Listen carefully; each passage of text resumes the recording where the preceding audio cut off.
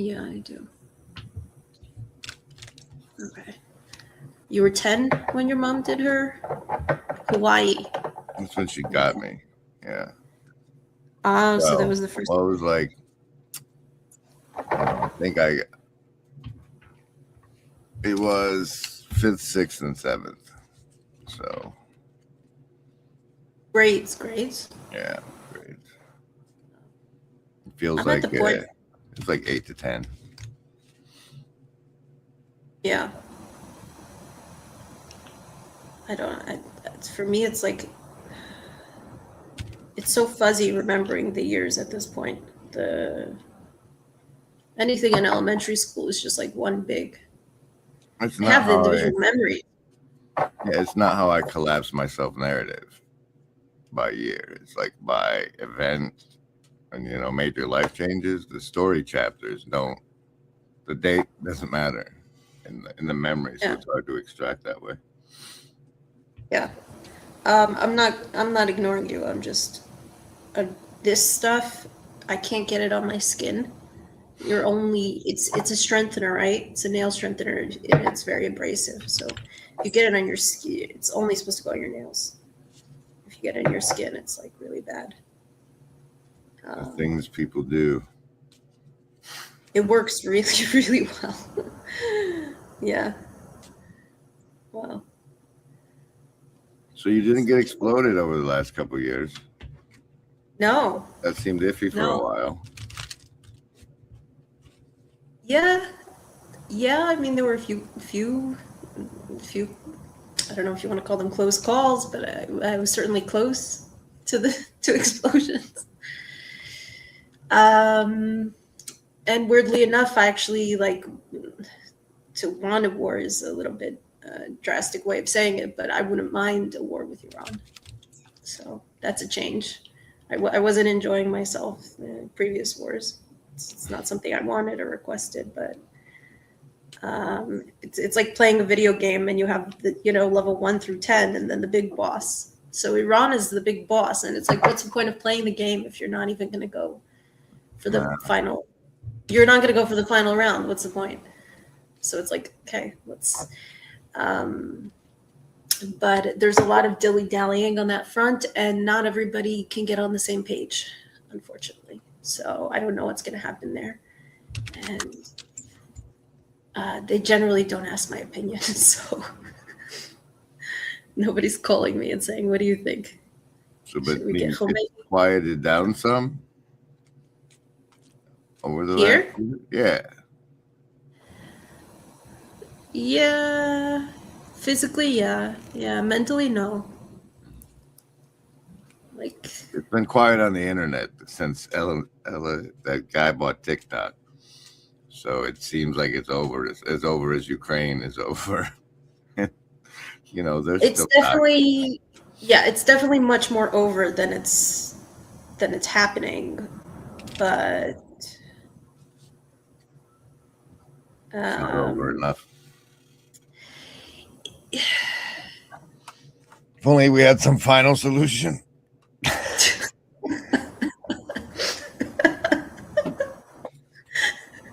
yeah, right.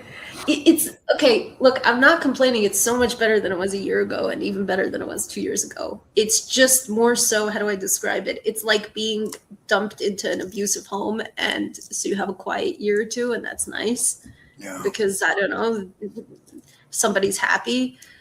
But it's like, okay, well, this is the environment I'm in. This is the reality I'm in. I don't. It. I don't. There's no going back. I don't think I could read this book backwards. I'm just saying. I'm feeling less immediate concern for your physical safety than I was in previous times. Yeah. No, absolutely. I'm definitely physically a lot safer. A lot.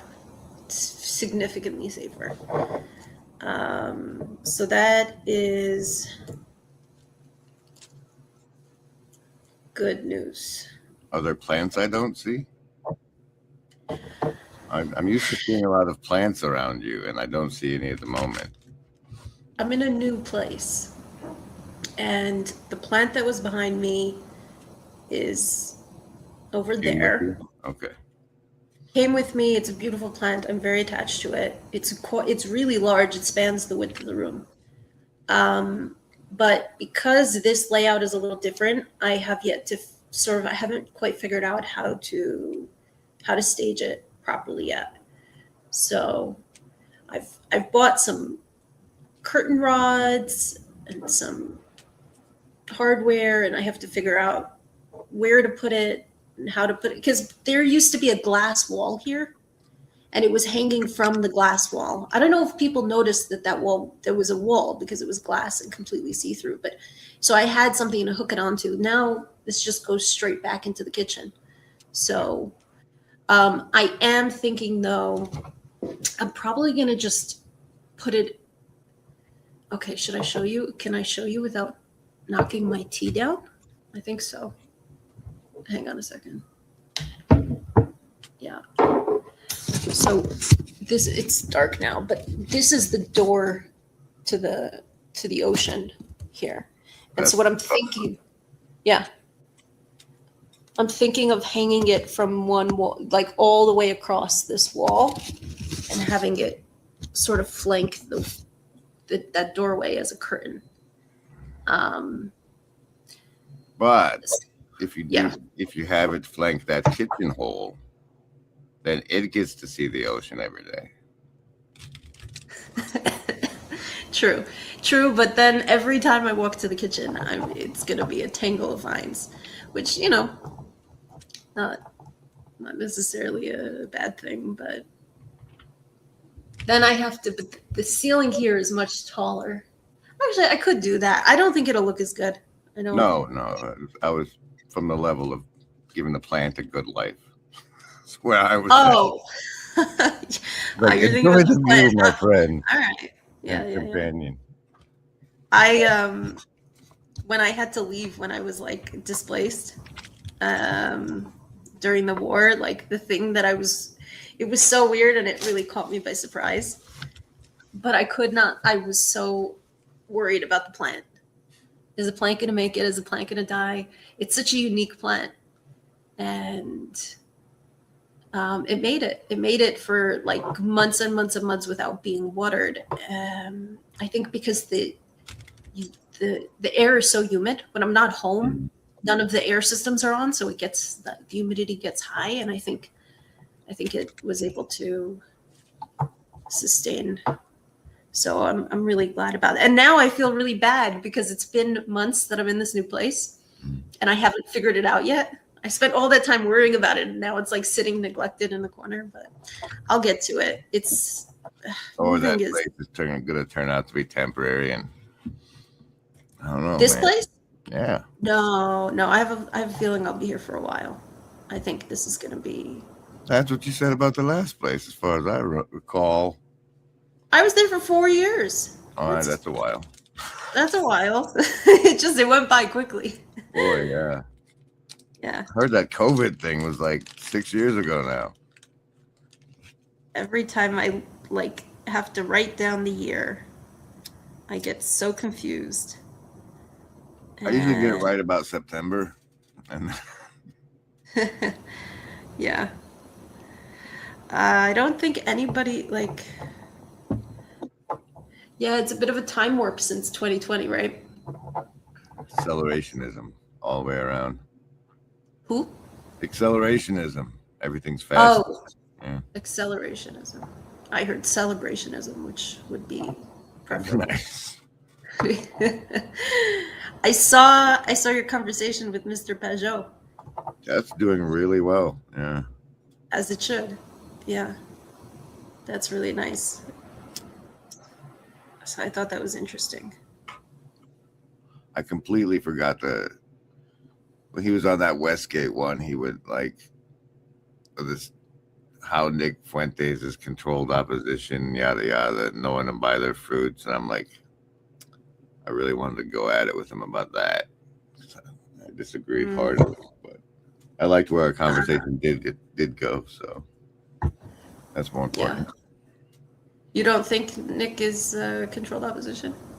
Oh, he was making the point that if you put that in your mind, then you're no longer judging him by his fruits, or something. Like you can't go by what he says, and that you enter the subtle realm. It's a weird thing to do.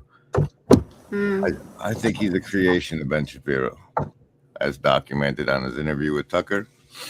And if Ben Shapiro created him, then it explains a lot of his decisions since Charlie. I don't know. I don't have a clear picture because I don't pay attention to Nick Fuentes. I don't care to. The only time I was peripherally sort of aware of him is a few years ago when I was in touch with a streamer who knew people who knew him, like in those circles. And so then he was a person to me based on those affiliations. And so I just I couldn't take him seriously, mainly because of the people involved and the drama behind. I was like, this is what if like, you're this taking him seriously, you're doing it wrong. Yeah. Same with Candace. Like, watching is one thing. Taking seriously is. Well, I mean, but watching is to a degree it's to a degree taking seriously because you're imbuing it.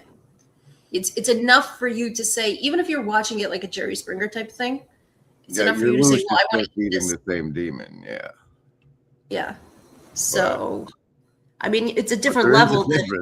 There is a difference between that and taking it seriously as information source. Oh, no, definitely. Yeah. That's for sure. I mean, she's just the new Alex Jones, but like on steroids. Who, Candace? Yeah. It's like you take all the juicy stuff that might have something to it, and then you wrap it in a ball of ridiculous bullshit, so that everybody discounts whatever you do find on the basis of your consistent bullshit, so that whatever you do find becomes bullshit by your touching it. So I call it muddying the waters, but that's what Alex Jones always did.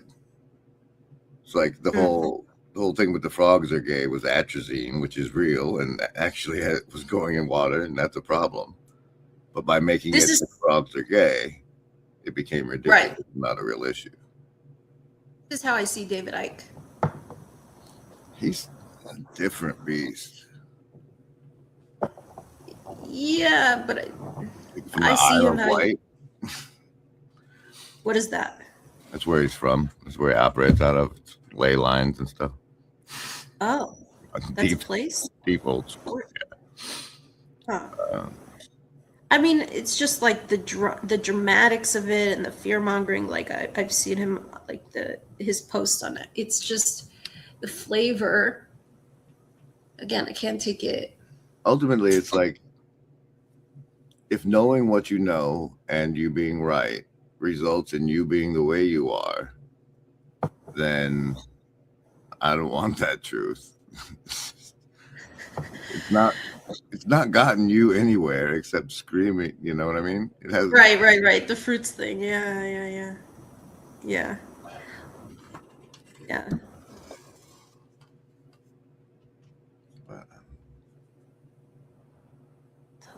I'm focusing very carefully. It's like a midnight blue-ish. Not exactly midnight.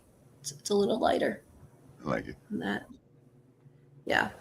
Sally Hansen. This is like one of the best. This is one of, wow, I can't say, it's one of my favorite brands. Brought to you by. Brought to you by. My sister. What goes in your color choices? It's intuition. It's all intuitive. And it's interesting because I'll change it every couple days, and there's always a gravitational pull. And I have so many colors. I have like around 100 colors. And so I have like 10 of each color, different shades, like 10 blues, 10 greens, 10 reds. But I'll pick up a color and I'll go, no, little lighter, little darker. And I don't know, it's a mood thing, You think it's indicative of current mood, or like the to come. I'm going into a couple days of this color? Yeah, yeah, exactly. That's what it feels like. Yeah.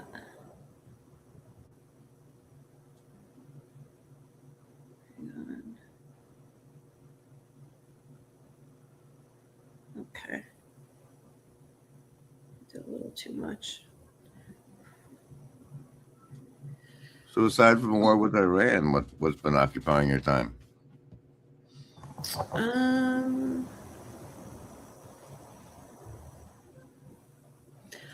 I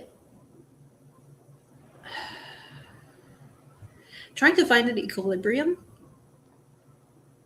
like how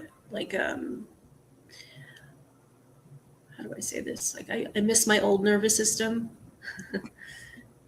and I'm trying to sort of find that balance again. And I think that has to do with how I'm interfacing with time, and am I going fast, quickly, or slowly?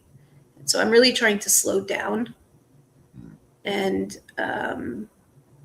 shake off the feeling of urgency, shake off the feeling of emergency, and just try to enjoy myself again.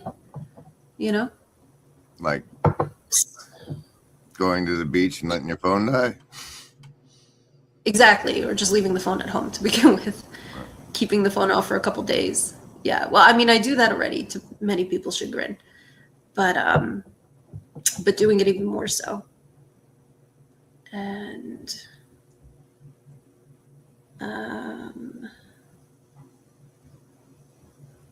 so it's not exactly a new. Wow, I can't. This feels like a COVID term, so I don't even want to use it. But it's not. It's not that I'm looking for a new normal. It's that I missed the old one, and I'm like, okay, let's sort of What can recalibrate be that. salvaged? What of the old normality can exist in this timeline? Well, how I interface the world is up to like what's going on out there and what's going on in here and how I react. They don't. I can choose to react in any which way. So there was definitely times where there were explosions and other people are having emergencies and medical emergencies and so on. And I just took the attitude of like, nothing is an emergency. I'm not rushing. I need to calm my nervous system down. I hate this feeling of like, you know, alarm bells. And so I'm just going to chill. And whatever happens, happens. And if it all falls apart, it all falls apart. And if it doesn't, it doesn't. And thankfully, you know, a few things fell apart, but not enough that I'm in one piece. And so now I find myself back in one piece. But that constitution that I was able to have in the beginning of the war, I lost it in the second year. In the second year, I just like it makes me think of like hanging from a bar. You know, it's great for a while, but you can't stay up there forever. And so maybe that's it. System, whatever system you have that like was taking care of that, just got tired probably. It did. I like distinctly remember a breaking point. Like I was like, no.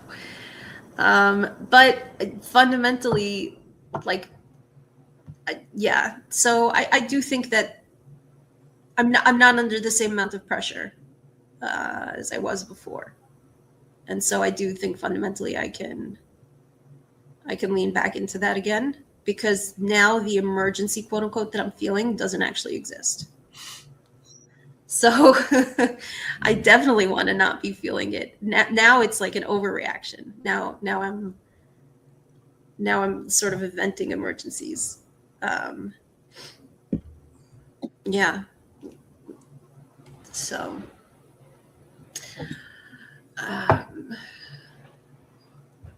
So what should we do? A take on the Epstein files?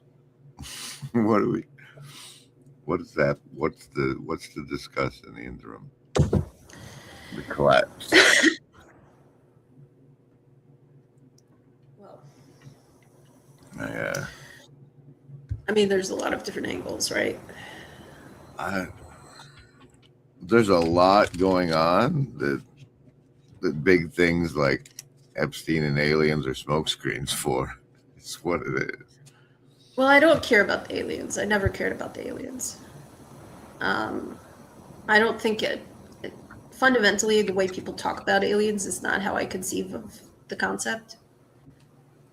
I conceive of it as like multi dimensions. We're in the third and fourth dimensions, and like if there's aliens, then they're in the sixth, seventh, eighth, ninth. It's just a different dimensional energy from my point of view. This is at least the way I see it. So I don't care about that. I mean, look, I found it interesting enough at different points to go into all the papers and read about them. And, it's interesting. But at the end of the day, they're not in my living room asking me for like dinner or cookies or something. So I'm like, okay, I don't care about this. And like I said, then they could be. Is the thing. Because well, all the people getting excited about them now are more about that when they exist, when they visit, when they come to this reality, and what their interface with this reality is. But if it's dimensional, then I mean, it doesn't matter if they have spaceships or not, right? Yeah, I mean, like this is the idea of like angels, right? Ophanim and Seraphim. All this stuff isn't that it's like the Merkaba Like always is like there the whole time. dimension. Yeah, and it's just can you see whether you can see it or not is whether you can see that dimension. Can you interface even so? It's overlaying, but that doesn't mean that you can actually. And it almost feels like. Can you, at this point in your story, like, there's going to be like people that have experiences, cross-dimensional experiences, like that might be a window in their faith of a buffered self, perhaps. But I don't know. What does that mean? Faith of their buffered self? The concept of the buffered self, and like, but no, we're porous.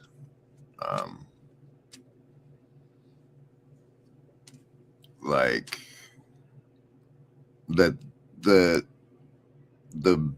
cell barrier between your mind and the rest of reality is like, I don't know, the faith that you won't see fourth dimensional entities that you operate under most of the time.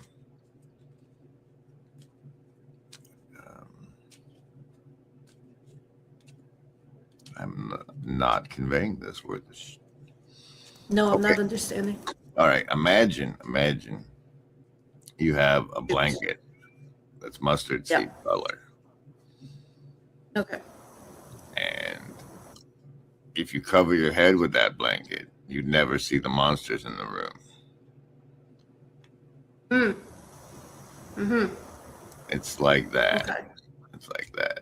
It's the faith that you won't see the monsters. It's the blanket you're operating under. Oh, well, there is this idea as well that, oh gosh, I read this such a long time ago. I'm not going to be able to quote it at all properly, but there some story about people going to an island somewhere, and all the people on the island could see these things in the sky, and they were all like, the things in the sky, but the visitors who had come from elsewhere were there at the same time in the same place, but they're looking around, they're going, I don't see anything, because they didn't have the belief in it.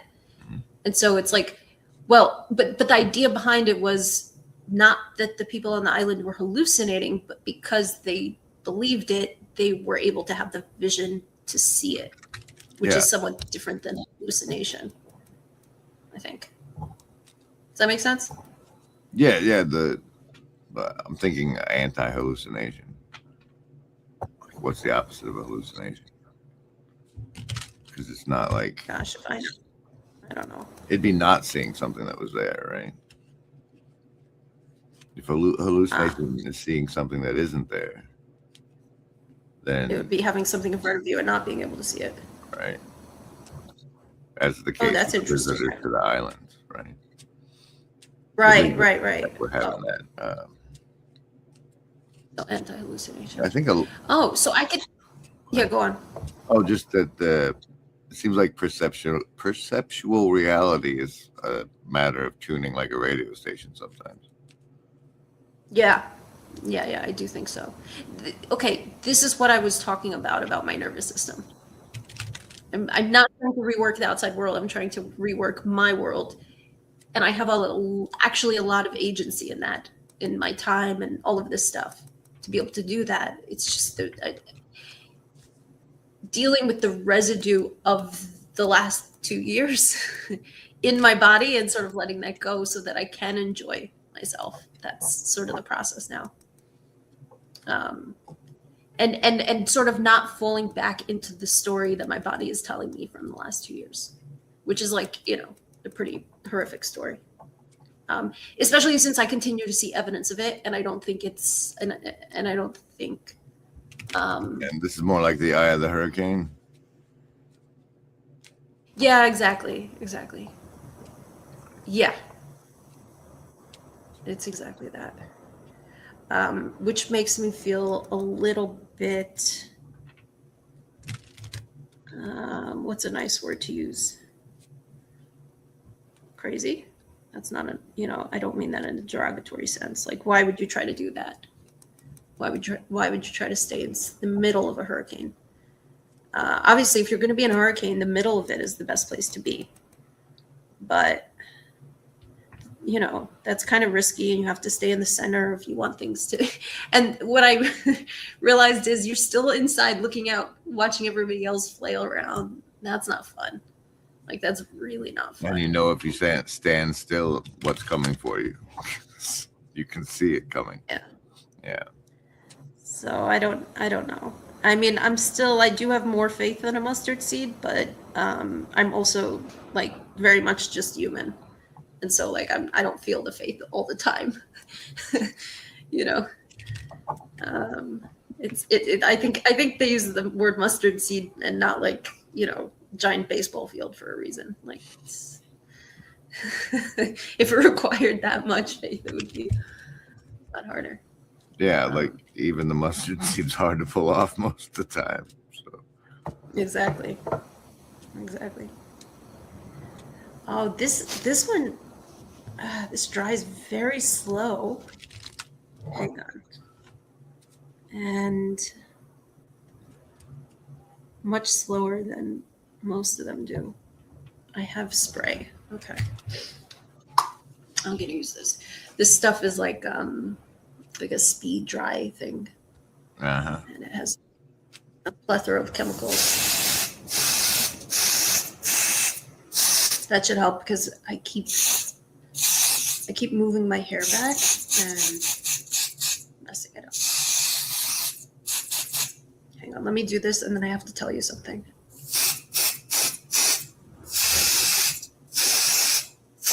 Just destroyed the ozone layer. At least the one that's in my living room. Okay, so when we were talking about the aliens, you reminded me of this incident, which I don't generally talk to people about. I don't really bring up. Mention it to a few people, but it's just not usually relevant. But I did see, wow, that is some very strong wind. Like the glass just went. It's very windy. 2020. When did the war start? Do you know? Was it 2023 or 2024? I know Ukraine was when Pluto returned, which was 2/22/22, Super Tuesday. I think it was the end of 23. Anyway, I was not here in this town. I was displaced. I was in the center. I was somewhere called Beit Shemesh in the center of the country. and it was about 11:30 at night, between 11:30 and midnight, and I saw in the sky things. I saw a bunch of like floating balls of fire.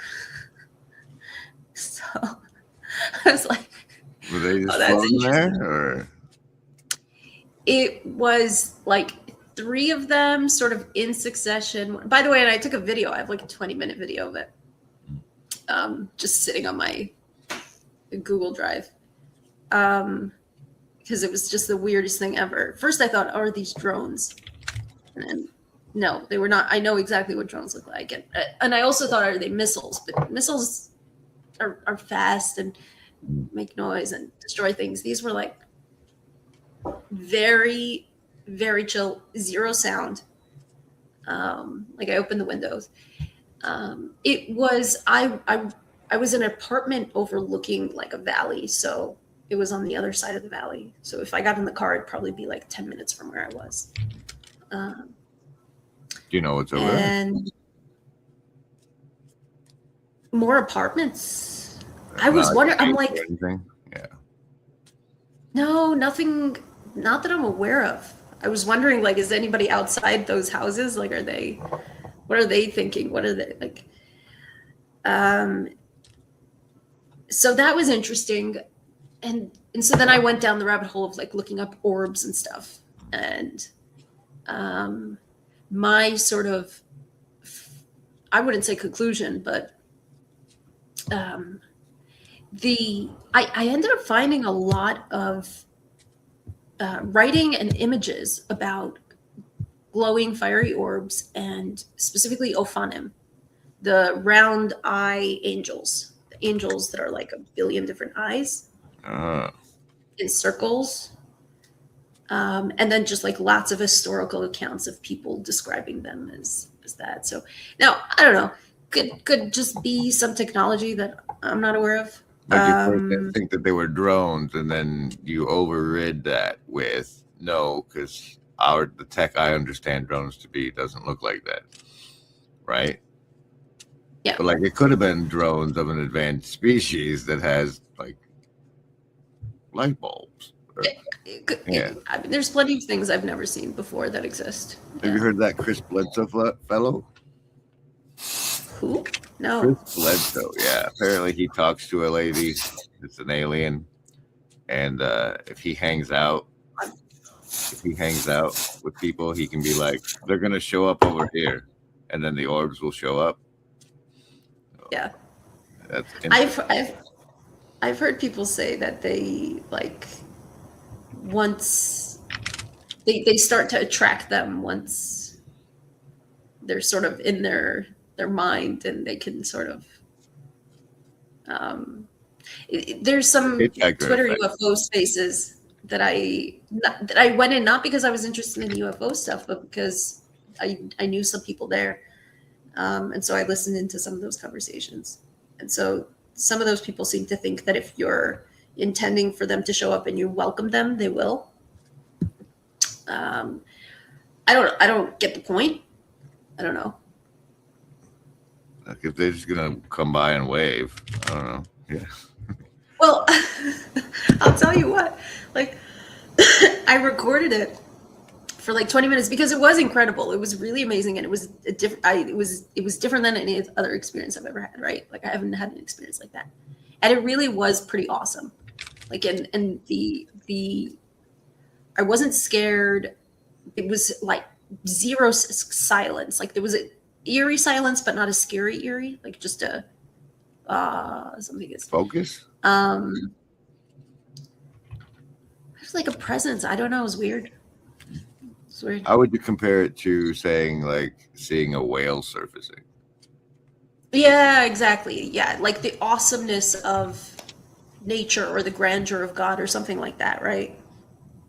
But after 20 minutes of sitting there, I was like, okay, are they gonna do anything other than just like float? Like, what is this? Like, do a trick, do a flip or something. I'm like, I can't. I eventually got bored. I went to sleep. That was it. Well, if it ever happens again, try and psychically communicate with them. See what happens. Like, I come don't. over I here, don't really. brother. That's my risk tolerance is like, you know. Like, do you really want us to do a trick, lady? Do you really want us to do a trick? But yeah, I have it. Let's see if I do a quick search if it comes up. If it doesn't, I won't bother. Beit Shemesh. So these are okay. October 2023. Ba, ba, ba, ba, ba, ba. Here. Do you have any interest in seeing it, or am I looking for no reason? I think that you have it, and like that you might put this on your channel, and then like just wait for I'm the not gonna put it on my demand channel. for the video. No. No. I don't care for the attention. I don't care for the. I'm not. Oh. It's just like sitting in my phone. Send me Is it. it November? Seems right. Like you showing me on your phone right now. I won't be able to see it well enough to be. Yeah, you'll see the whole thing in 4K in HD. That'll be. I'll send it to. I'll email it to you later. That'll be cool. Okay. This is. I've always been a little bit jealous, but there was like a period between the ages of probably 10 and 13 where I kept waking up with strange marks on my body. And like I went down a whole rabbit trail of like whether or not I was being abducted by aliens or whatnot. And then at some point I realized it was because I was going to sleep with a watch on. And yeah. After that, I've been, I don't know how jealous I am of the experiencers. Yeah. Yeah. That was back when X-Files was hot and actually coming out every week, you know. Yeah. No, I mean, look, people are enough for me, you know. People are more than enough. So I'm still trying to figure out. Because the people are more than enough. So you go internet and it's like a thin veneer of them, but not the actual interface. I have to say, I've been on Twitter for like 2 years now. Probably a terrible idea. It's so. Every time I see you, like you said, you know, you see people you know in a space, and every time I see you, it's like war stuff. Oh. Yeah. I don't want to listen to that. I don't want that in my brain. I got enough. Yeah. Because it's like a constant thread for me trying to figure out, okay, what's going on. Like it's a pull. And one thing that's been really interesting is being able to talk to other people in the region, and understand and learn their perspectives and understand where they're coming from, and sort of just unraveling the whole thing. Because that's a little more important when it's the people around you, like knowing what the people around you are thinking is. I'm interested in talking to people who have skin in the game, like myself. I have no. It's like we were talking about the Tuckers and the Candace. Like, this is irrelevant. They have no skin in the game, and it's just a complete waste of my time. It's worse than a waste of my time. It's like throwing my time, you know. But to talk to people who actually have skin in the game, who are in the region, that's much more interesting. But that can be like a never ending as well. And also it's like Twitter's not the most polite place on earth. So it's, you know, it's not always going to be a pleasant experience. And so I, you know, constantly like the value to like trash ratio is also debatable at various points in time. I'll go through my feed and like intentionally watch and linger on the cute animal videos a lot of the time. Well, the thing that bothers me the most actually is the feed. The fact that someone else or something else is, quote, feeding me. Mm-hmm. There's nowhere else in my life that I engage. Such a thing. Exactly. Right. Like, this is an exception, but it's like, it's a questionable exception. I like go through mine and I watch it, and it's like, give me the they live glasses version of each of these posts. And, it's like basically the food is poison, the air is poison, people are killing each other, like just Yeah. it's like if other people are being fed the same thing they're feeding me, those of weaker minds that would encounter my feed would like be shaped. It's the No, it's terrible. background view of the world, right? Yeah, no, I mean it's incredibly blackpilling, and it doesn't necessarily reflect reality. Actually, it almost certainly doesn't reflect reality, at least not for the vast majority of people. If they turn the computer off and they look outside, yeah, certainly some of the issues being talked about are real and relevant, but the thing of it is that it's an artificial outsourcing of the reticular activating system. Mm-hmm. And so to me, that's like basically almost as bad as having an addiction, or it's kind of on the same page ish. I put it in the same category because I want my reticular, well, okay. Well, I can't say this in good conscience. I can't say I want it because I'm not actually doing it. So ideally, I've in the past really appreciated when my reticular activating system was like fully my own will. And now it's not. Now I have other things and other people and other agendas like fully messing with it.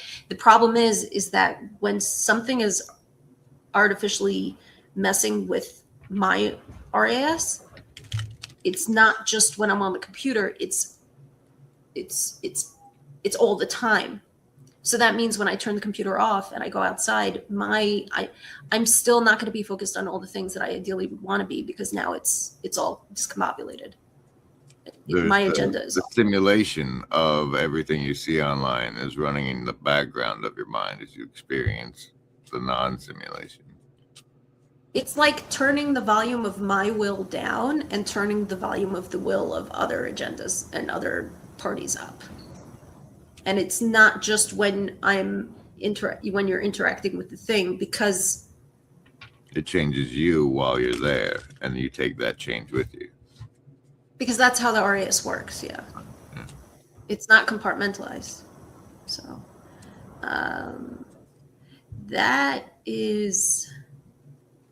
that's still like well, no. There's the network effect is the thing, right? Well, that's the candy. That's the carrot. Like every now and then, Eric will like one of my replies. Eric Einstein. Brett's brother. Yeah. And it's like you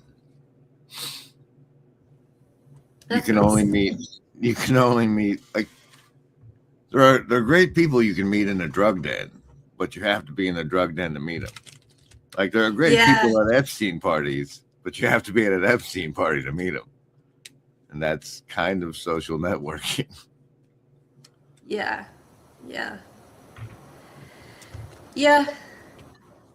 I mean, there is Nostr. I don't know if you've heard of it. I'm not on it.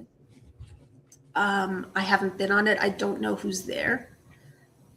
I mean, it is a blockchain-based protocol, and it's basically social media without the central governance. So you own your ID, and your ID can go onto whether it's Nostr, that website, or a different website. Like that stuff is on the blockchain, so nobody can mess with it. Mm-hmm. Nobody can delete it. Nobody can edit. You're in full control of it, and even the people who made the protocols are not in charge of the protocols. It's all. So I think in an ideal world, it would be better if all those great people that we wanted to talk to were there.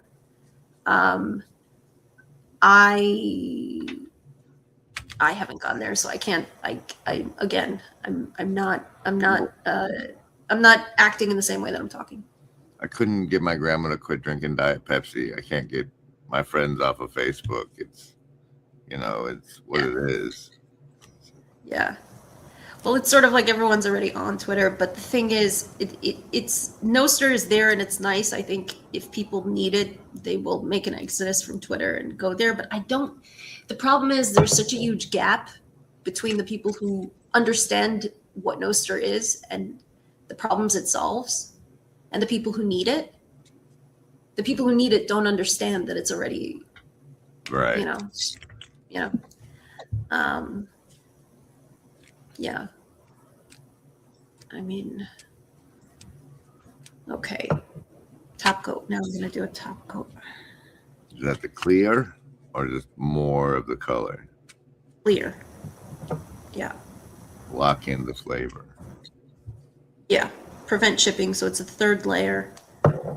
And yeah, you want to pick me a card? Por favor. I'll give you a cut. Yeah. All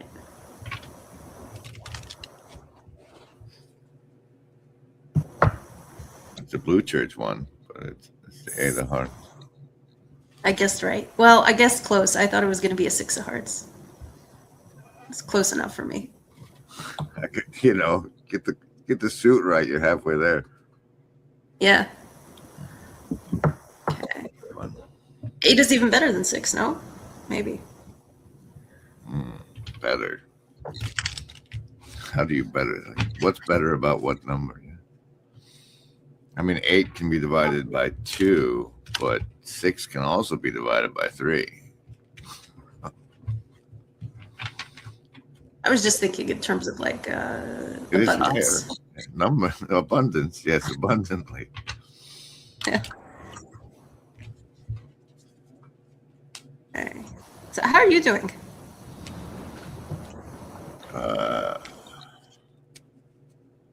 I'm outnumbered,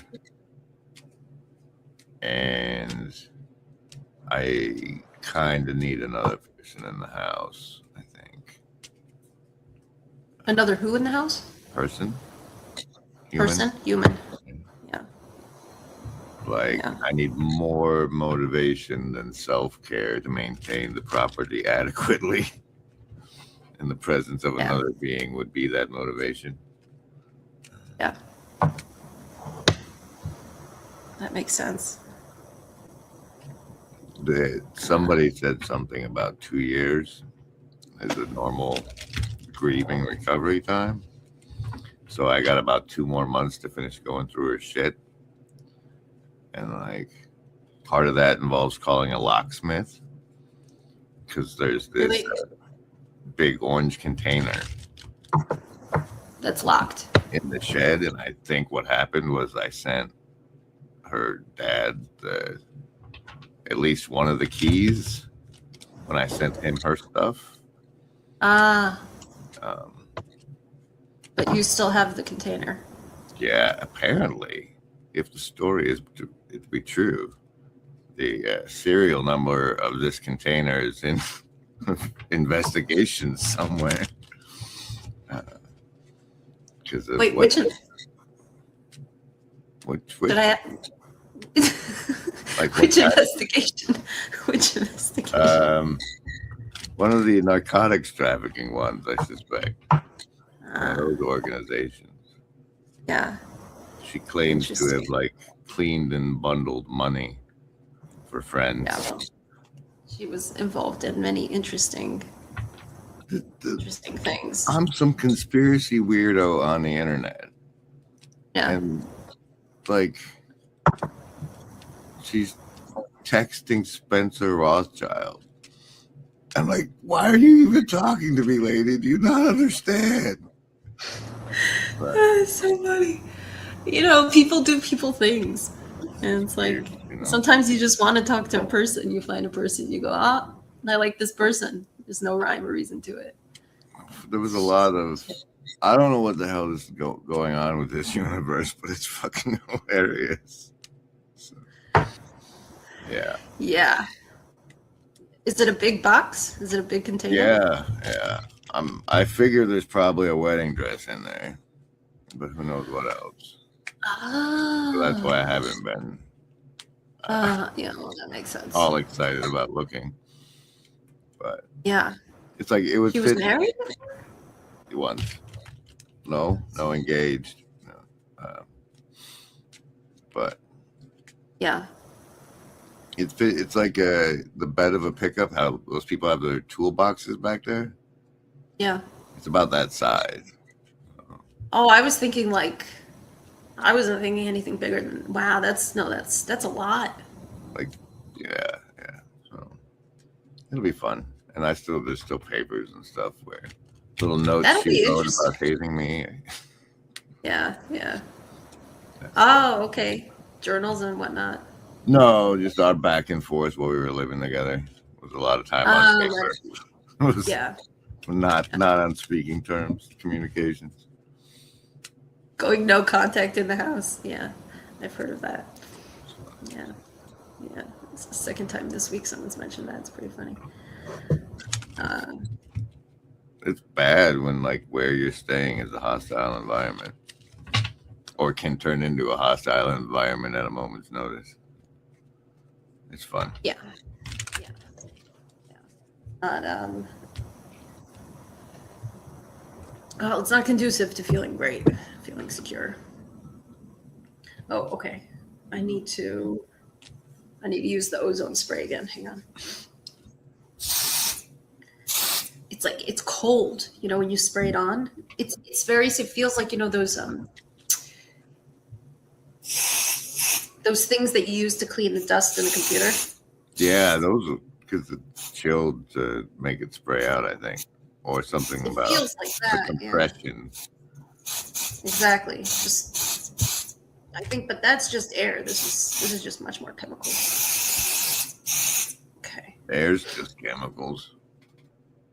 Ooh, I got a cat. Did you know I have a cat? No. Hang on a second. Okay, let me do this and then I'll show you because I don't want to ruin my nails. Yeah. One piece of cat hair clear locked in there. That's the best, right? Yeah. Anyway, I didn't get him. He sort of got me. He just showed up and made himself at home. So that was interesting. Okay, let's see. Let's see if I can do this. And by the way, when I say showed up, he showed up on the 4th floor inside a locked apartment building with like multiple layers of security. He just like popped out of like, I don't know. Now I did talk to neighbors and one of them told me that they saw him outside a few days before that. And he was wandering around and he was clearly a stray. Like he had behind each ear was like cut up and open, so he wasn't anybody's, but Kitty, you want to wake up? Hey, you. Let's see. There he is. You see him? He looks like Kiki. Does he? I think so. Hi, buddy. We're talking about you. Hi. No, he's clean colored. But she started that color and like got grayer and grayer as she aged. Yeah. He's very pretty. Yeah. He looks like a model. I take any picture I take of him, he looks like, hi, you were sleeping? Yeah, he's very sweet. What do you call him? Kitty? Shachar. Most of the time, Kitty, actually. 90% of the time, Kitty. Yeah, you want to go back to bed? Okay. Yeah, he's very cute. cute. Made you guy who can't see the screen. He's, I'm pretty sure he's a British short hair. And maybe he was the runt, maybe he ran away, I don't know, but he's like, he looked a little too fancy to be out there. Yeah. Shachar means dawn, like in the morning. There's a Jewish prayer called Shacharis, Shacharit or Shacharis, depending on your accent. So when he showed up, it was like right at the tail end of the war, and I was like, all right, let's do like a new beginnings kind of name, something. New chapter. So, Turn the page, got a cat. And I'd heard that name for the first time like a week or two before. I was looking at places and one of the real estate agents I called, that was his name. And I was like, I've never heard that name before. I liked it. And then I went to buy some tea a few days later. Near the train station, there's a guy who, they have like these big giant like things and all loose leaf all on the floor, just fantastic. And the guy who owns the store, he's lived here forever, and his family's been here for generations. He's one of those people. So it doesn't matter how much I spend, right? I go and I buy the tea, and he shakes my hand. This is what, like, you're doing a transaction, and this guy, like, he's attached to the earth. He's connected to the earth, and his ancestors are connected. It's like, such an interesting, it feels so great to be involved in that. So he hired somebody new, and that guy, his name was also Shachar. And it was like the second time I heard the name in a couple of days. And I was like, oh, yeah, I like it. I looked up the meaning, and I said, okay. And his nickname is Sharky, like a shark. Yeah. he likes to nip at ankles. So Oh, great. Feels appropriate. Yeah. It's like a little shark. So that's what's going on here. Tried to buy a cat tree, and the website didn't have a spot for my middle initial. And I think that's why my credit card got rejected, because the money was in there. I'm very upset because I really want to get a cat tree, and I don't. Yeah. I have to find. I can do. I didn't want to go through Amazon, but I guess if I have to, trying to get one that's made of real carpet and not offcasters, whatever they call them. The fakes, yeah. I was thinking about this last night, and I was looking on AliExpress at the ones that are like, floor to ceiling. 74 inches, 83 inches, yeah. Yeah. They were pretty. First of all, the shipping, I was like, okay, maybe I just need to go somewhere in person and not pay this like ridiculous amount for shipping. But he would love it. He was in my old apartment for 2-3 weeks, not very long before we moved. And he loves this new place because it just happens to be, there's a lot of ledges, and like, you see I put up there. Yeah. He took a liking to that box. So I put it up on that ledge, and he's there like perch up there and just watch the room. Yeah. Yeah. It's, little king throne, can see everything. So it's cute. It's I do often forget that he's here. So I get like a little bit of a jump scare. I'm like, oh, it's okay. Because last time I had a pet was Snowy, my dog, my late dog, and that was what, 5-6 years ago now. 6 years ago. He passed in 2019, I think. That's the one you road trip with? Yeah. Oh, he was the best. He's such a good dog. Yeah. His picture's up there. I was just looking. Yeah, K-Faith is great, but he needs somebody who loves dogs to appreciate him properly. Yeah. It's kind of sad. Are you trying to rehome him? No, I'm waiting for God to send somebody to take him. Yeah, I mean, that works too, Feels too much like trying to abandon him. So, yeah. Like, I kept him when she died because he was there when she died. And he went through that, and I'm like, I'm not throwing you. He lost his girlfriend. Yeah, like traumatized him. She had just gotten him a second dog, and that one made it back to the pound. But yeah, I was like, no. You've been through enough, man. You can ride it out with me. He's probably doing okay though. He gets along with cats. Yeah. They don't get along. They're socially distant, peacefully. They're peacefully social. Okay. I was hoping Kiki would like curl up and sleep on him and stuff, because that'd have been adorable. And you'd get some like Instagram worthy photos. They're not up for it. Well, it wasn't even about photos, just for them, You guys be Yeah. emotionally dependent on each other. I'm going to play video games with my dad. Yeah. Yeah. How's your fam? Pretty good. Pretty good. Large. Very large. It's hard to keep up with everybody. But thank God, uh, everybody's doing well. I haven't seen people in person for a while. Like, I haven't been traveling as much.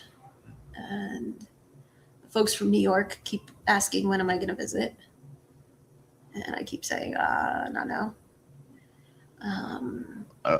I have no desire to be in New York or Canada. Yeah. Hey, no. I feel like I don't know. Like, the way I left, I feel like I disowned the place. It's just like very sad. It was like a breakup, you know? It was like, I don't like not the with way you people. treated me. I won't be back. Yeah, like I'm like, oof. Not the people, but the place. And I thought I'd be back after maybe 3 years, 4 years, but it's been 6 now, 5.5, 6 years. So, I mean, whatever. I'll go when I want to do something, I do it. Like, there's not, like, in the past, if I've wanted to go somewhere, I've booked a plane ticket the same day and left, Now they got a Or gone. cat. Yeah. I don't know what to do with him. So I got him, I got one of those automatic food dispenser things, and that, like, it's a carousel and it has like 5 portions, and and as soon as he figured out that it has food in it, he pushes it around the room until it unplugs and then no longer works. So I'm like, this is great. I can't leave you for, like, even if I want to go for an overnight. If I leave and he's unplugging, then it's not gonna, I need to have the peace of mind to know he'll be good for. I got 24 hours. gravity ones. I think I need a different kind. Yeah. And it's just like, if they eat the food, more food will fall because of the gravity. Otherwise, I can't do that. He will keep eating and throw up. He will just not stop eating. He went hungry for too long.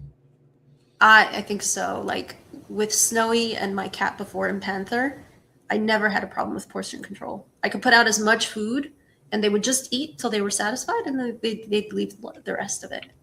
With him, I have to, no. And I thought there was something wrong with his stomach. I took him to the vet a couple weeks back, and she goes, so she said, well, try giving him smaller meals and spreading, instead of 2, do 4, 10, so he's good now. He's not throwing up anymore, but yeah, I took him to Jerusalem, like 2 months One of ago. those bags. Bags? Yeah, like they have cat carriers that are basically duffel bags now, with like screens they can see out of and stuff. I took him in the car. It was a 2-hour drive. It was You terrible. let him run loose in the car?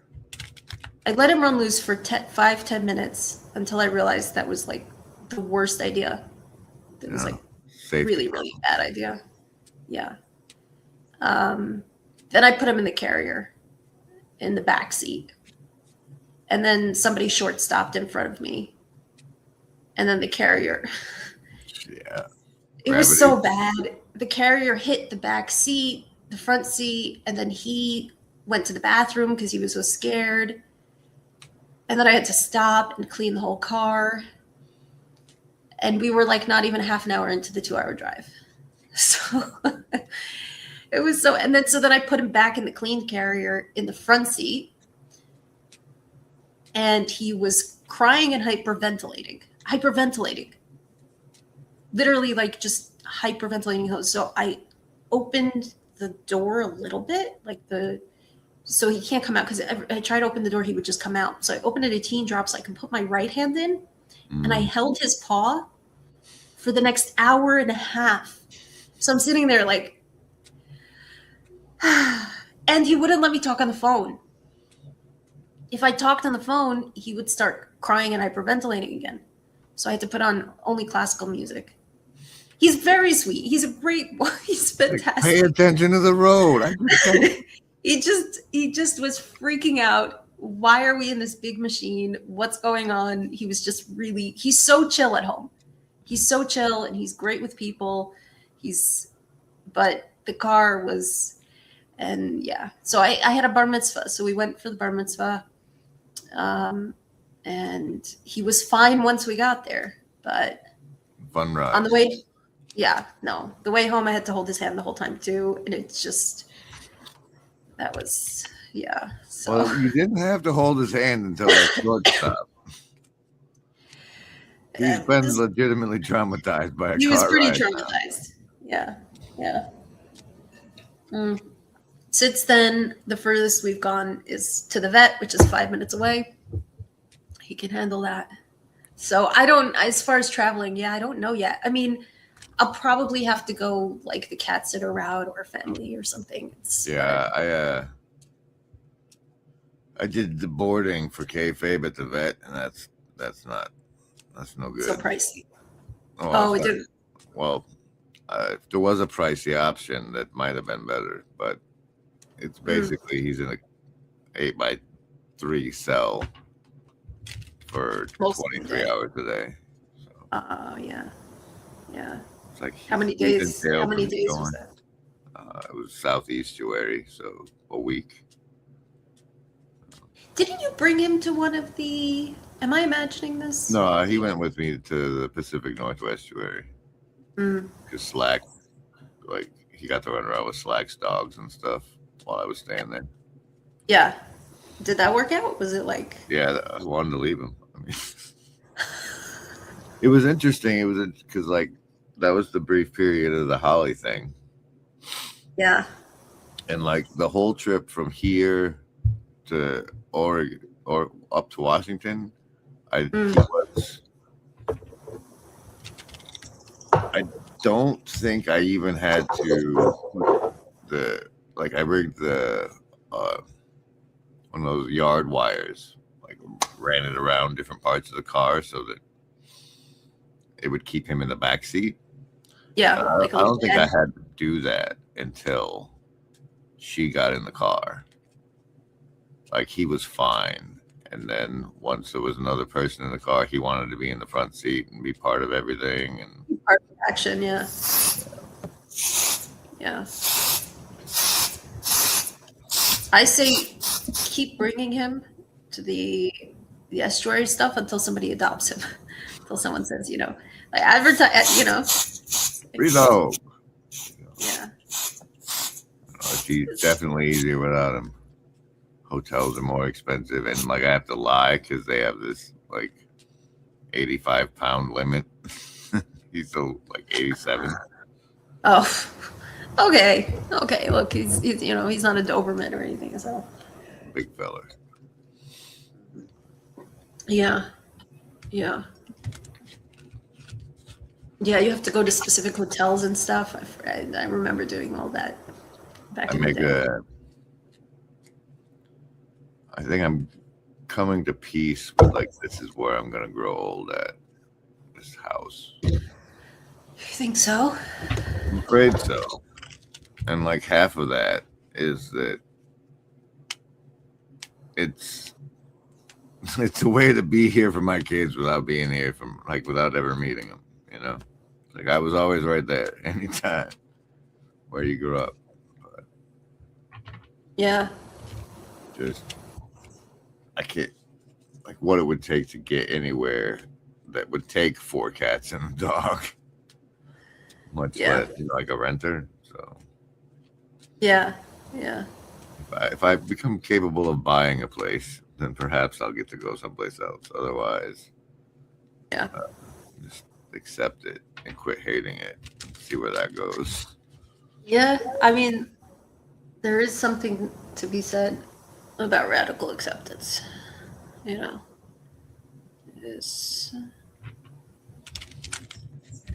it not sellable in the market now? I don't know. It probably would, but without a place to go, it's stupid for me to sell. Yeah. And the whole thing, it's not a simple process. And just because technically, you sell it's in my mom's name. It's So we'd have to transfer for me to sell it or Yeah. wiggle it that way. But she got out. So that's the only thing is like, sort of feels like the thing to do is to go to Florida as she ages out. Joker. Oh, good. Okay. Queen. Oh no, Queen. I saw the pictures and I just assumed. But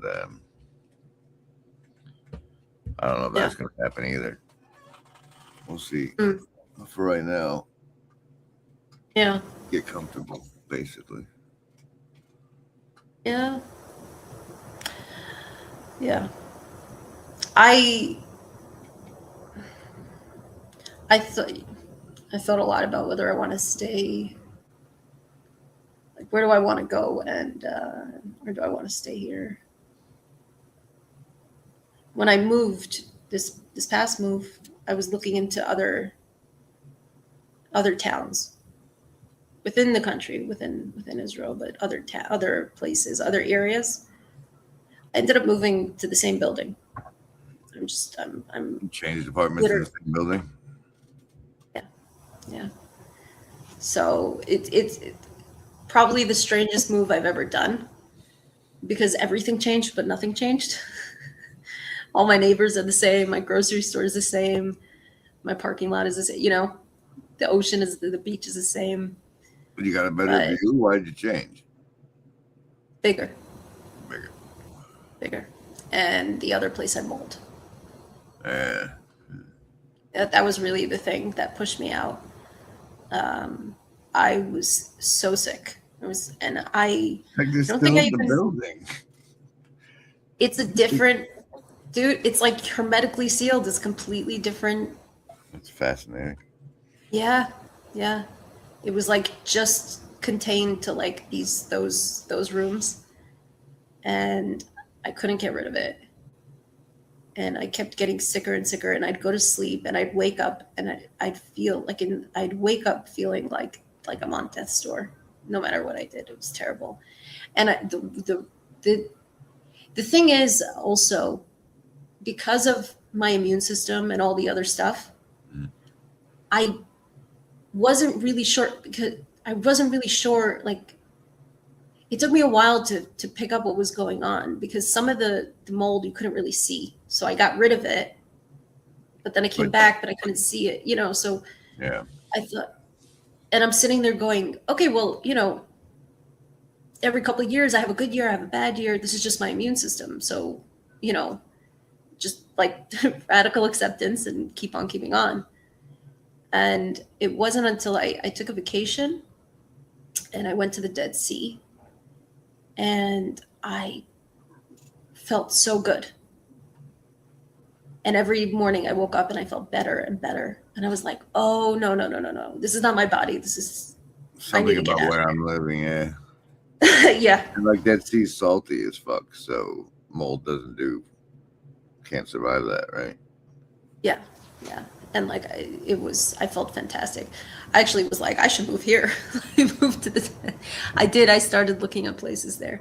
And at the time, it was so attractive because the resort town that I was staying in had a town like 20 minutes away from the resorts that had like 60 people living there, 60. And I was like, yes, I would love to be somewhere where there are no humans, please. Like I was so over just the whole war situation. I was like, I was really not enjoying humans at all for the most part.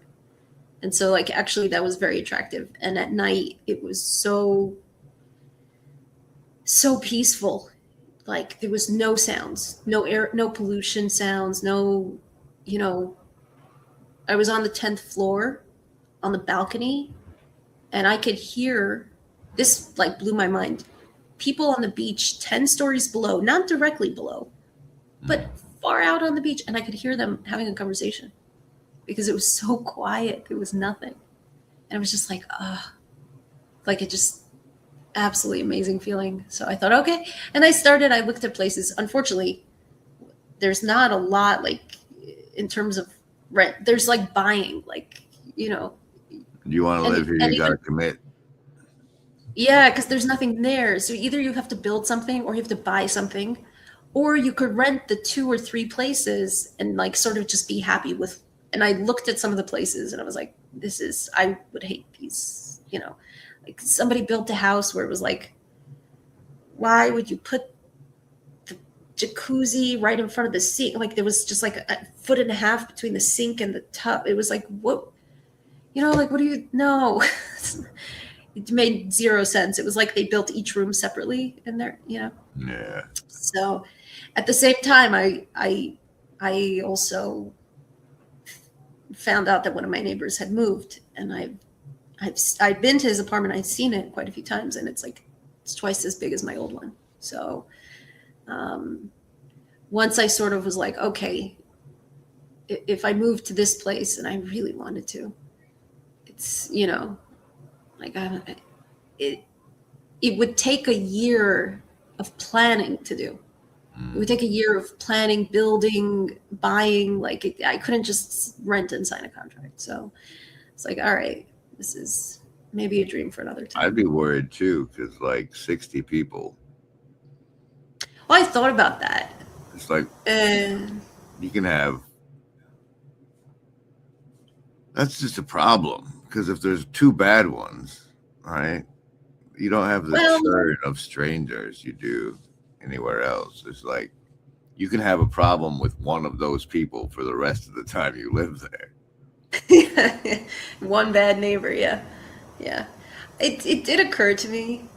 Although you are talking to someone who lives like 15 minutes from the border of Lebanon, and we just had a war with a terrorist group for like a year and a half. So, you know, There is and that aspect. I mean, one person versus like an entire militia,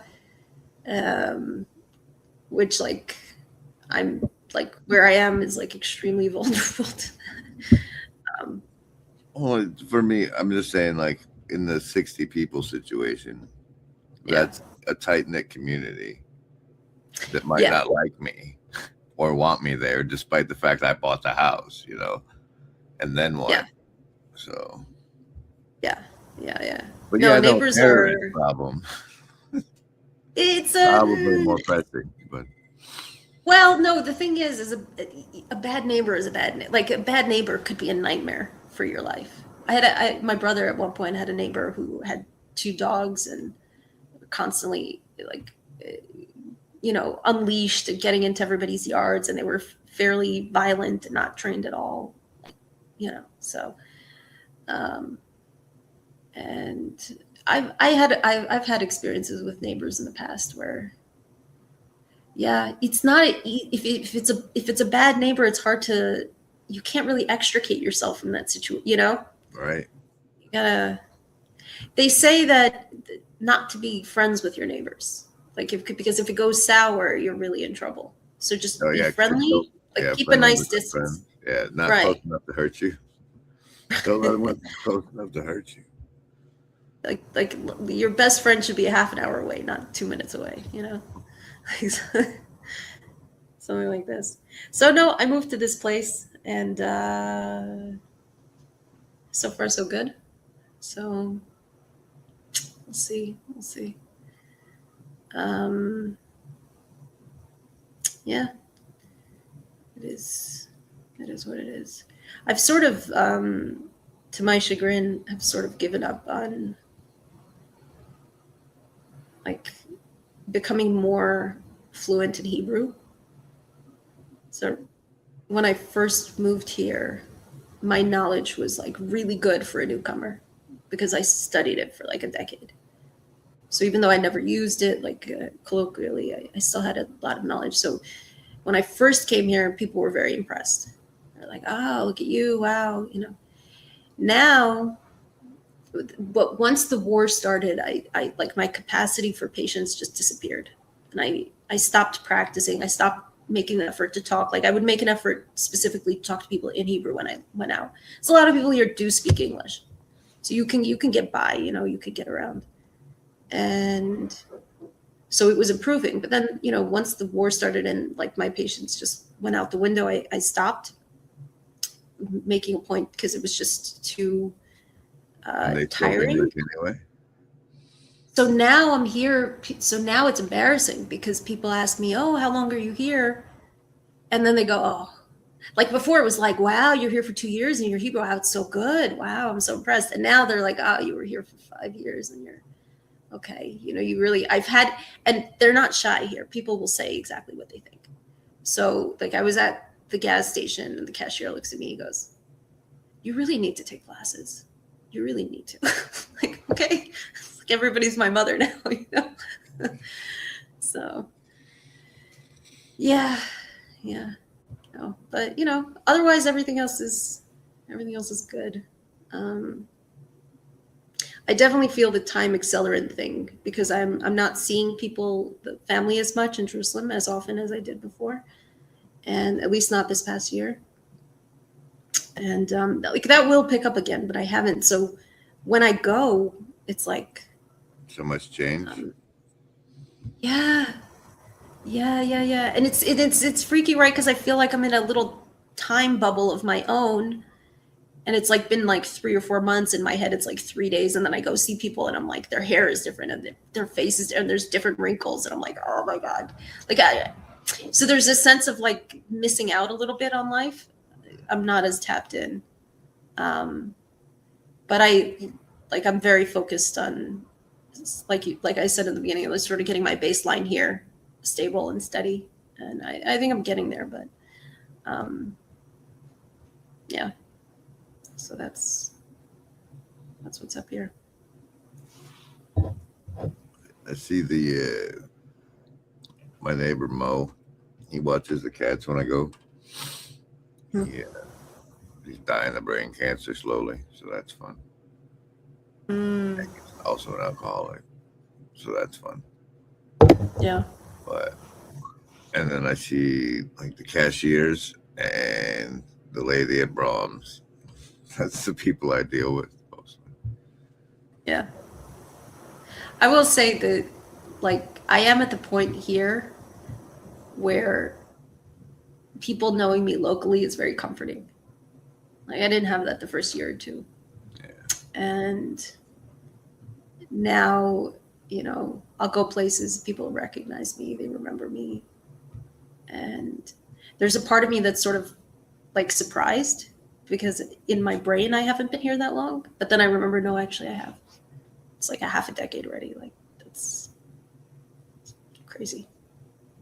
So there's something, and that's nice because most of those relationships are the ones that are like not close but not far.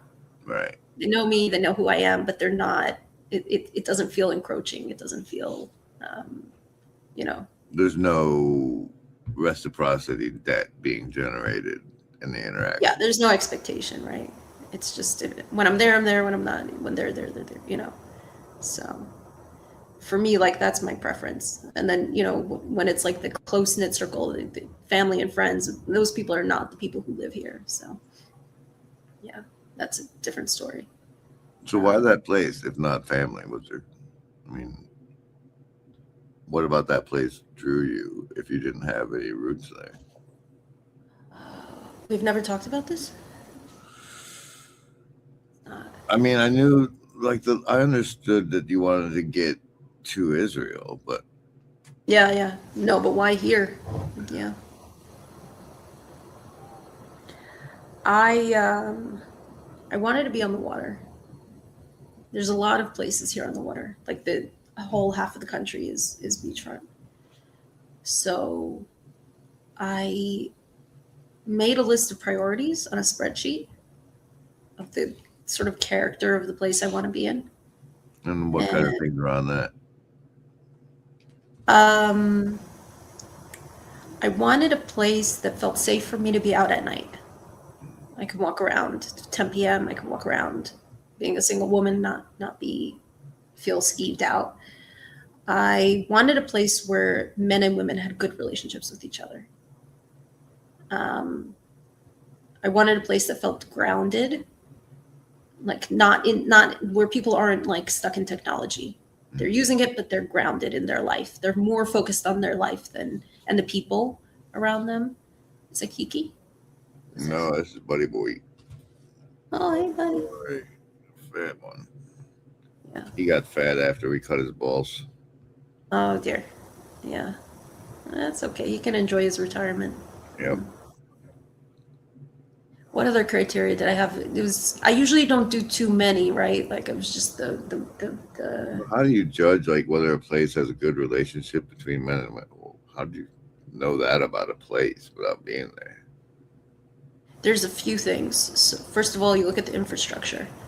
If the infrastructure is all dilapidated and falling apart and not being repaired, streets, sidewalks, buildings, when men and women are getting along, men will do these things for women. And it scales up. Like it starts in the home, and then like if the vibe of the place is like that, it'll scale up to town hall. Yeah, makes sense. And you'll see people will take walks, they'll hold hands, are they on their phone the whole time, or are they? And because all the towns I was looking at had beachfronts and promenades, so what I did is, based on the criteria I can look up online. Oh, and I wanted to be near a hospital. There was the other sort of technicalities, I wanted to be within like half an hour of a hospital, like a major hospital. So I came up with like 5-6 towns. And then what I did is I got an Airbnb for 3 months. I got an Airbnb in each place for a week, 2 weeks, 3 weeks, to sort of Vibe check. be able to be there, walk around. And I started in the South and I worked my way up. And it happens to be, this place was not on my list. Haifa was on my list. It was the last place that I went to. Haifa is like, I don't know, it's like 200,000 people. I don't know, something like this. And I got to Haifa, and it was like 80% of what I wanted. I thought, okay, that's pretty good, So once I had settled on Haifa, the place I'd been staying in Jerusalem was my parents. And while I was doing my thing, we were renovating it for them. They hadn't moved here yet. They were going to move here. And so we did this all at the same time. I stayed in their place for a year while they were taking care of my grandmother. She passed. I started the renovations on their place while they were still in New York. Then I was like, okay, I'll time the Airbnbs at the same time as we're doing the renovations. And so I needed a place once I decided on Haifa. And Haifa is like an interesting place. It's a very mixed city. You have Jews, Muslims, Christians. Like it's known very much for being like a mixed city, and a lot of Christians for many generations. And it's not as glitzy as Tel Aviv is, but it's got solid bones, and there's a lot of really, I don't know any of it's a really beautiful city. It's like I said, it's not as shiny, not everywhere, but the parts of it that are really do shine. So I had a little place on the beach there, but I needed a place for about a month while we were finishing up the renovations. And so you go into Airbnb, and I just put in the area, and I found a really nice apartment that was in a town nearby, and it was in this building that I'm in right now. And I thought, okay, it's close enough, the price is good, and I'll just stay there, and I'm like, I'm really close, I can just drive over there. And I got here, and I stayed here in this building for a month, and then I was like, I'm never leaving. I'm not leaving this building. I'm not leaving this town. This is fantastic. This is everything I want. It was better than Haifa for me. Beachfront, the people, it didn't have the busyness of Haifa, but it's right there. And go get business whenever you want. Yeah. And there's a main street. There's a main street with a little canal, that leads to the ocean. And I found like I remember walking on the street and there was a store that had like cassettes and CDs and it was open. And I was like, okay. And like there are people there. Like it wasn't abandoned. Yeah, it And was like there's actual business. and none of the teenagers were like on their phones. They were all talking to each other. You That's know? a good sign, yeah. So I was like, okay, this is like it felt like I found like a little bit of a time capsule, and it's sort of yeah. So I really like that. It's and yeah. So I think I did a really good job, and it's funny because whenever my family comes up here or whenever they need, they'll after being here for 6, 7, 8, 12 hours, they'll be like totally blissed out. They're like, oh, this is like a vacation, They don't even have to stay here overnight. Like they'll come on the train and, sometimes they'll leave the same day. And it's like a different, it's like New York City where you have different neighborhoods and it's so, so, so, so different. Yeah. So yeah.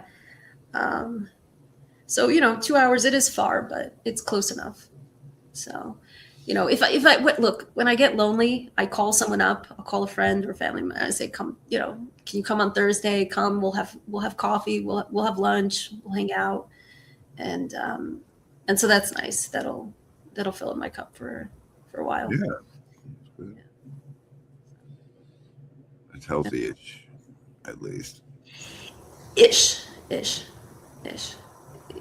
Yeah. It could be. I know that I have the propensity to stay away from people. So I'll go with the ish, but it's good enough. It's yeah. I'm happy with it. I certainly have no room to criticize. I got a friend on the other side of the state, 5 hours. I go see every couple of months. Oh yeah. It's about time for one of those. Yeah. And you've got that buddy. I don't know how close you guys are. The one you have a neighbor who you would cut your hair with. No, that's the guy 5 hours. Yeah. Ah, okay. So he's not that close. Yeah. Right. I think I was looking at text when we were texting earlier. It said I think the last time we talked was like 2 years ago. Is that true? I think we haven't really talked since Julia started, so that would make sense. Since what started? Julia, like she got here right before Chino. Oh man, that feels like a. And really, it was like 8 months, but 8, 9. It was 10 months before she died. And died 10 months later. But like my social network collapsed. When it's just better not to talk to outside people because the problems it causes the talking anyway. And I was. so yeah, you talked. I think we talked briefly like right afterward. That was probably 2 years ago. Yeah, no, I remember that. I remember that very clearly.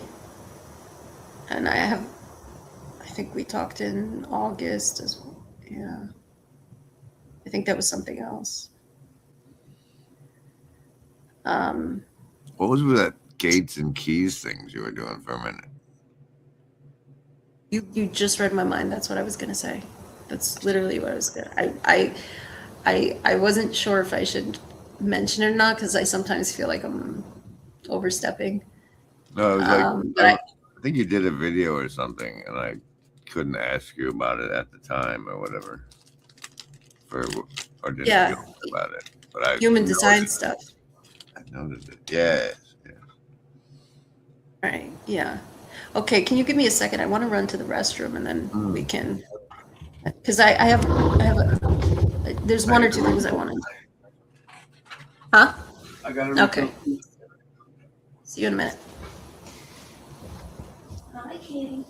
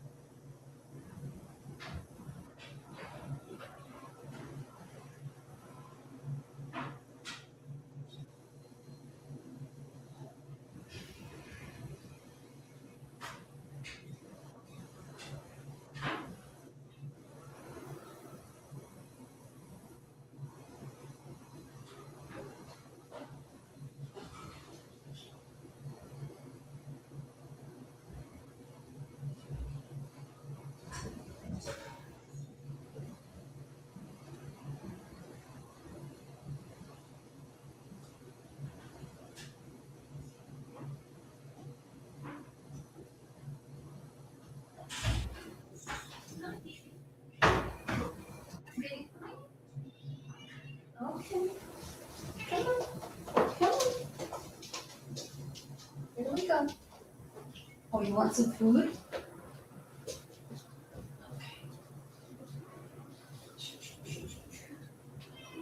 Here you go.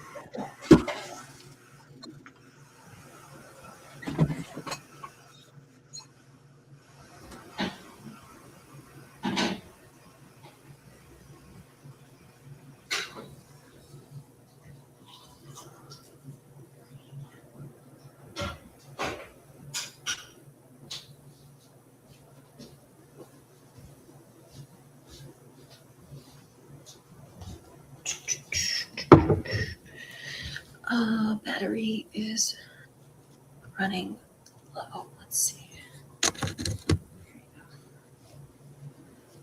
Okay.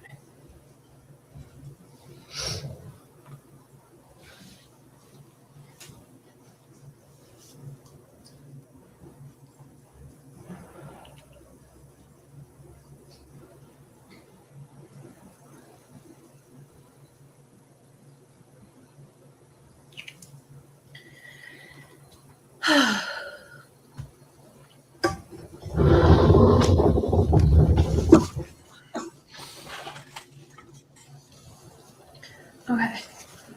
So I'm glad you brought it up because, frankly, I wanted to, but I didn't think it was appropriate. What would make it inappropriate? Trying to push stuff on people, trying to be like, oh, I think this would be helpful for you right now. Like, if you don't ask for it, I'm not gonna, you know. But when I saw the thing about you with the whole going off the wagon thing, and then years ago, you and I had gone through your deck. I don't know if you remember, like There was an had the email involved, as I recall. Yeah, and there's a PDF with like all of your specific stuff. And so I was trying to remember which profile you were, and I was like, okay, I think you're 3-5 or 1-3, whatever. And then so I looked it up because I have all these files. And you're 1-3, and 3 is the 3 line. The energy of the 3 line is it's wisdom from falling down.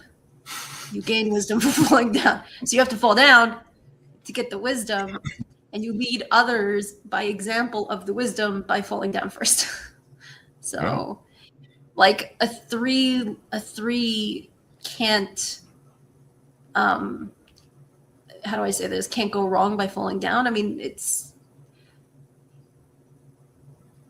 a weird thing, right? Because I mean, there's a lot of ways to fall down, and it's hard to look at falling down as a good thing, especially since it's not fun most of the time.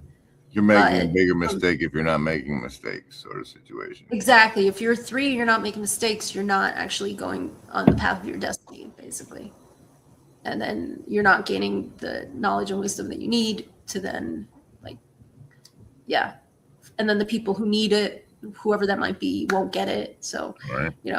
Yeah. So I was thinking about that. And then I didn't look at the whole thing, but I looked at that one. And then right underneath that was your incarnation cross, which is the cross of Eden. I don't know if you remember that. But then I was like, I thought that was funny too, because the cross of Eden, okay, because I remember, let me take a drink, hang on. As I actively destroy my memory, so part of the wagon thing. Yeah. So I have like a lingering sore throat. Hang on. the cross of Eden is someone who generally has experienced something ideal early on in life, ideal family, like ideal structure, ideal something. This is how society should work. So you have your idea in your head of like, this is, and then sort of goes out into the world and either loses it or doesn't see it out there and is sort of constantly on this unconscious mission to recreate that, refine that, rekindle that. So I thought that was interesting. I thought that went very well with the 3 line of the falling and the making mistakes stuff as part of that process of of finding That's a fall. Eden on Earth. Right. Yeah. Yeah. So anyway, I resisted looking through the whole thing, but if you want me to send it to you again, like I find it very satisfying just because it hits home a lot. I remember, do you remember when we went through it together? You were like, oh yeah. You talked about your grandmother. Like it resonated. A lot of it resonated. So it might be like, it might be a helpful shorthand, like sort of this, yeah. Yeah, send it again. I meant to go back and find that music you were sending for a while too, and I never did. Which music? Remind me. I don't remember that. It struck me as EDM-ish. Electronic for sure. Yeah. That's probably in there. Yeah. That I don't remember. I remember doing, I do remember making music and doing it. I don't know that you made it. Did you make it? No. Already, yeah. I was like, No. I made some stuff with AI, which I don't know if that counts as. But you're talking about something else? this was before AI, or before it would have been AI, I think. I definitely don't remember this. Let me see. Not like we have a lot of emails to look through. Yeah. Okay. Well, while you do that, I'm gonna send the deck to you now because I don't want to forget. It'll be very easy for me to find it. Wells, here you go. And here's the PDF. Why do I have 2 PDFs of the same thing? Is one, let's see.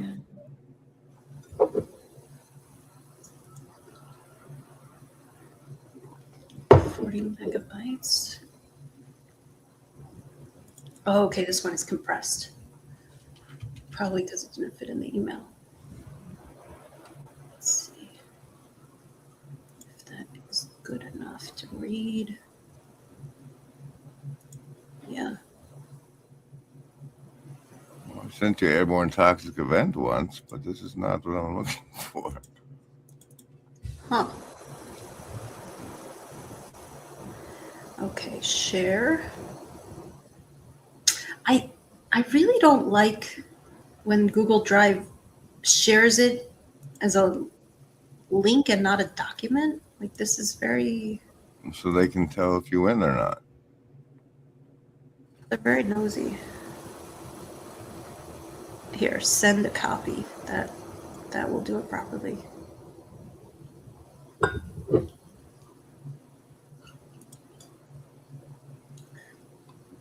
I'm not finding it, so I could be foolish. It could be Discord, or I don't think it'd be Discord.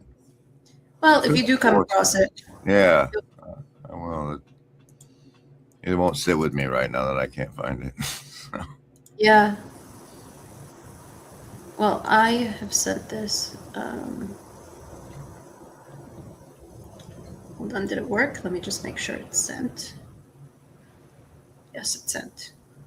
Okay. Sometimes when I send from the phone, it just sits in the inbox. Yet to arrive, apparently. You sent to my Gmail. Oh, there it is. Yes. Okay. Mm-hmm. If you want to go through, we can go through it. We don't have to, but I'm happy to. If you feel like it. Well, I look at it and I'll hit you up if I want to go through it. Cool. It's a good impetus for me to go through mine again. You know, I haven't done that in a while. I sort of dropped it in the last year or so, and Where is But this from again? Like, the whole system thing. yeah, wasn't it some lady? No. It was some guy, Ra Urahu. I don't even think that's his real name. I think he's passed now. And essentially, what it is, it's a combination of I Ching,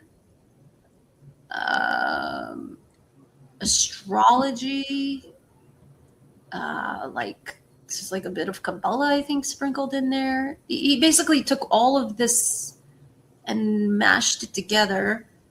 And it's the most fascinating thing I've come across personally. And I'm generally not interested. Fascinated, right? Yeah, I usually, but it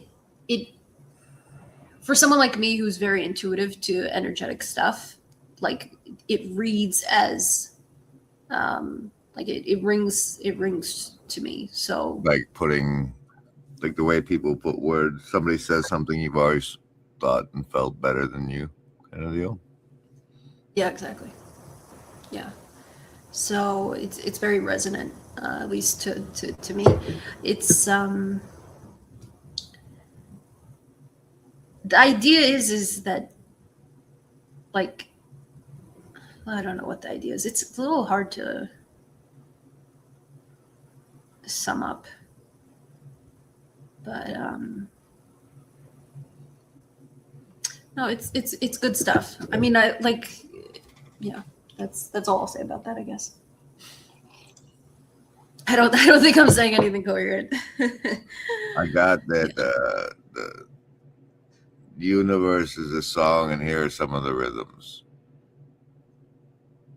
Is the impression? Yeah, or like it's a watch, and here's and you sort of get to see, like it's a big time clock or something, and space time, and you get to see the wheels, and not only do you get to see the wheels, you get to see, okay, which Where the which hand moving is, part am I? right? And am I trying to fit myself into here where I actually just keep clunking around, or am I going to be more harmonious here where I actually fit in? And so that's the part that I think is the most valuable, of just, am I going with the energy that I naturally come into the world with, or am I going against it? Right. And yeah.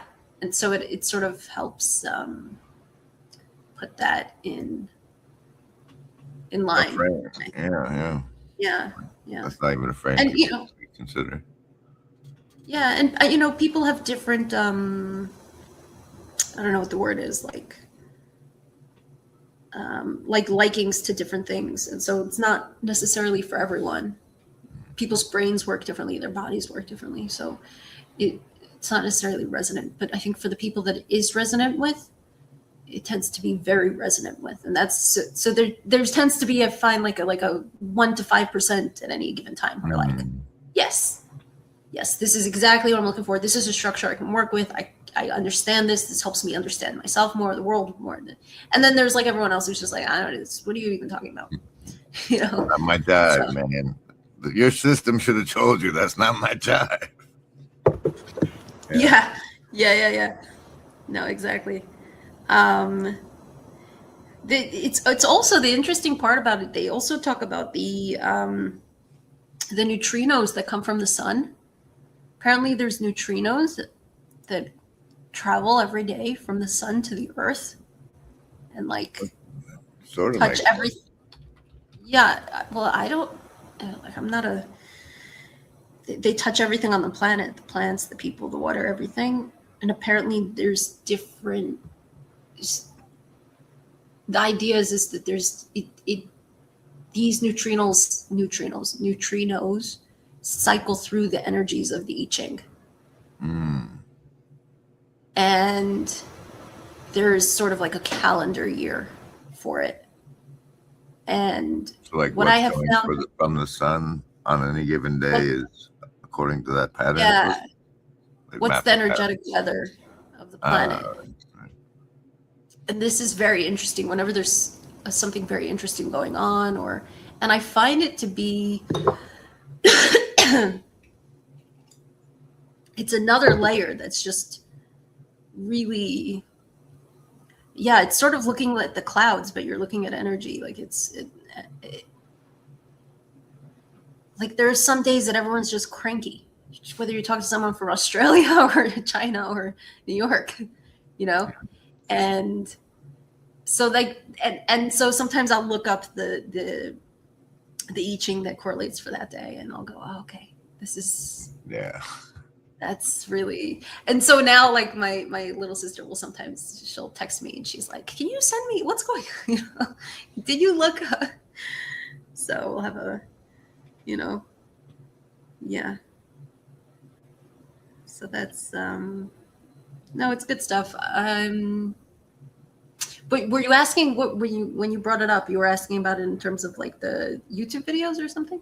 Yeah, like you came out with a couple of videos for a little bit, right? Yeah. No, I mean, that was never meant to be anything like steady. It just, That's the same system. It seemed like it was yes. it seems like it was a predictive. You were using it looking forward at the time, but maybe I'm wrong. You might have been current energies. Well, you can sort of, because if you know the window of time that you're in, it's sort of like astrology, right? Because it also involves. So you could say, okay, well, the sun is in gate 32 and, or gate 55, and these are different energies. It's like, the I Ching is like an alphabet of like vibes. It's so interesting. So yeah, I mean, sometimes there'll be a window where it's like, okay, it's for a week, it'll be in this thing. So if I'm talking about it on Monday and I know it's going to be through Thursday, right. Okay, then I can talk about it. And yeah, I mean, the thing with the YouTube is like, it's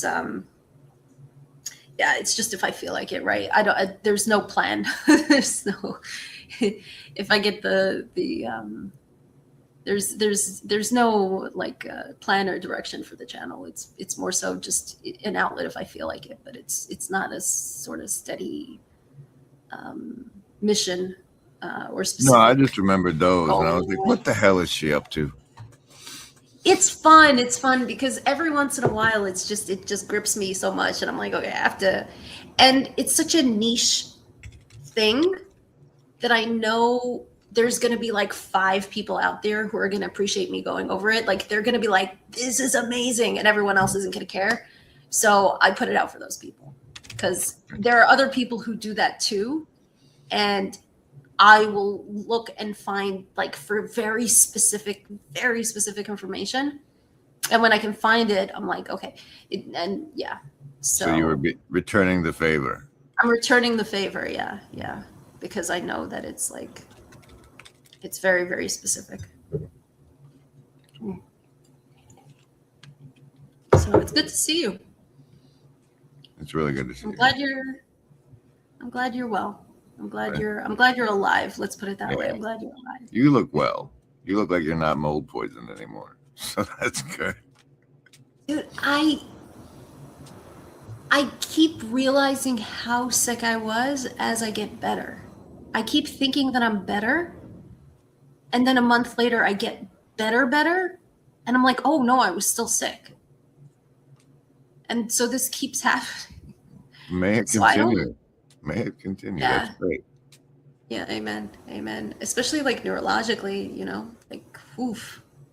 It did a number on me. And it's, when you're sort of confused like that, it's sort of hard to figure out what the heck is going on and how to fix it. So, yeah. So thank God. That was like a little bit of a catastrophe for a minute there, and yeah. But now you got a cat. Everything's gonna be fine. Yeah. I wanted a cat, but I didn't want to go looking for one. So They say Yeah. that about tarot decks too. It's like if you're meant to have one will come to you. Yeah.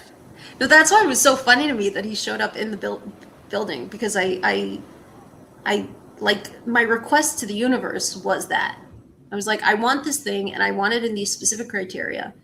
Like, I was trying to settle on the color, right? Because I had a black cat, and then I had a white dog, and I'm like, should I go white again? These are very important, you know. No, because The fashion is the thing I have just set aside, but I respect that other people have to go through it. well, Panther was black and he had a little white tuft on his tail. He was a cat. Mhm. It was so cute. And then Snowy was white, but I would dye his tail turquoise. So he had like a little, a little puffball in it. So cute. I'm not a leftist, but my dog is. No, he was the most popular kid in town everywhere we went. And he's very punk, very cute. So I thought, okay, I don't know, I kept going back and forth. And then finally I said, fine, I'll leave the color decision up to God. I didn't want a calico. I didn't want an orange. And I'm like, I've run out of options, you know? But I thought, well, if he's sending it, he'll send. And then he sent me a gray silver one. I was like, oh, that makes sense. That's, this is clearly from God. You know, he picked, I was like, it did not occur to me going for like, he's like gray on the periphery, but then white on the belly and back. So yeah, it's good. I've not dyed him any colors, so Please I don't think he's going to allow it. And were you to, please don't ever tell me you did or show. No. Snowy was different. Snowy was a real good sport. He did not mind if his personality extremely. Dogs are better sports. Yeah. No. It's, with Shachar, it's like he's not. Well, he's a cat. You have to respect his autonomy. You know, you can't. He barely will let me pick him up. He'll come sit on my lap once in a while, but God forbid I pick him up. It's like, yeah, they're not fans of that shit at all. Some of them. No, yeah. Cats are very good with boundaries. So. Yeah. Do we have anything else to talk about before we go? No, I'm just enjoying seeing you again. So. Oh, thank you. Thank you. That's nice. Yeah. No, we can hang out for a couple more minutes if you'd like, and then. No, I gotta walk the dog and do more drugs and all sorts of stuff. So. Yeah. But it was good to see you. Yeah. Fantastic to see you as well. All right. Take care. And recording.